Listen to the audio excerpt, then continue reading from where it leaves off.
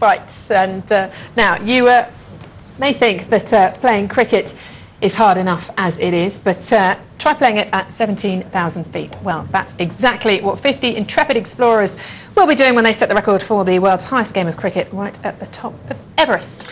Well, Richard Kirtley joins us now, cousin of James, is that right? That's right, yes. Blimey. Yep. Well, first of all, tell us what it's all about. What's the idea behind it? Okay, well, it's a big fundraiser, but essentially we're trekking 9 days up to Everest Base Camp, and on a dried out lake bed we're going to play a full format game of 2020 cricket. As you do. As you do, yeah.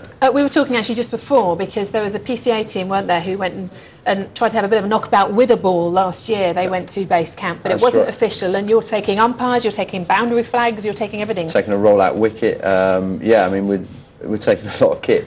But yeah, I mean, those guys, we spoke to Napier after that, and he said, you know, he did like a couple of overs, and if someone had asked him to do 20, he'd have knocked them out. So, I mean, it's quite an undertaking, quite a challenge. Because of the altitude. Do you know specifically what kind of hardships you're going to be facing? Yeah, I mean, the trek up itself is quite gruelling, but to play a match up there, it's been likened to breathing through a straw. So people's cardiovascular fitness needs to be really, really strong. This sort of thing's never really been done before, so we have had to make sure that people have got really strong hearts. We've got Nokia have given us a sports tracker with a heart monitor, so we can actually monitor people's hearts, and if they're getting to a point where their heart's under too much stress, then we can sub them off. They have buildings, don't they, and tents and warehouses or whatever they are, where you can do altitude training. That's so right, you breathe the air. Have you tried playing cricket in one of those? We haven't. Well, we've used some altitude chambers. I've taken a few of the players to altitude chambers so they can have an experience of what to expect, and really it was kind of a motivational tool so that they got as fit as they have done.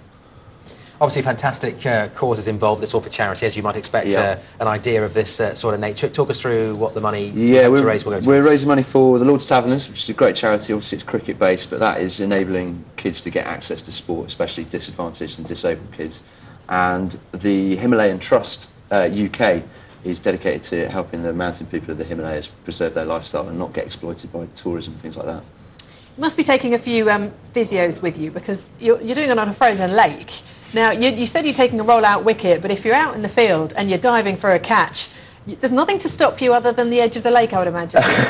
Yeah, there's a few concerns. We've got a really strong medical team, though, but it is a competitive game, so people will be chucking themselves about. Serious spikes on your boots, or is that dangerous with the ice? You're Yeah, going to break the ice? Spikes on the boots, absolutely, yeah. And actually, we've had to get people boots with a bit of ankle support as well, because the actual far outfield is quite rocky, so. When you actually get amongst it, and in terms of getting down to the cricket and playing, how competitive is it going to be? Obviously, most sportsmen with an ounce of sporting prowess have that competitive edge too. Do you know which teams are going to be before you go? Or the teams we split quite early on, because we really wanted to get this sense of competition going, and so it's Team Hillary versus Team Tenzing, and so that's after Edmund Hillary and Sherpa Tenzing. Correct, yeah. And I can tell you that they are a competitive bunch. There is a lot of rivalry there. They will be taking it very, very, very seriously. You talk about taking it seriously. There will be a little light relief, though. I understand you're going to stop and have a cup of tea and have a, in tribute to Her Majesty. You've got to have a cup of tea. It's the Queen's birthday, so. Right, I see. We're gonna have a cup of tea in her honour. Well, it's cricket. Yeah, exactly. And you always stop for tea. Yeah. Are you taking cucumber sandwiches, or is that just a really silly idea? Someone discussed it. I wouldn't be surprised if someone pulls that out of the bag.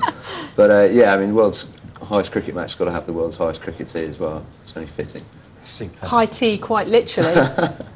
You personally, where's your cricketing prowess? Are you going to be opening the batting, bowling? Batsman, really. I'm a slogger, essentially. They'll put me in middle order and... What's the 2020? Hopefully catch some runs. And yeah, superb. But if you slog in 2020 and you hit a 6, who's going to fetch the ball if you're at the top of Everest? I'm quite confused by this. Have you got a set of balls that you're taking up with you? We're taking 60 balls. We've been ageing them, so we've got several balls that have bowled the right number of overs, so we can replace balls if they... I don't think 60 is going to be enough, to be fair. I've just got this image of you guys getting up there, unpacking all the kit. Right, that's it. There was a tent. We've set up our camp. We're all sorted. We've got the bats. We've got the bails. We've got the pitch. We've got the umpires.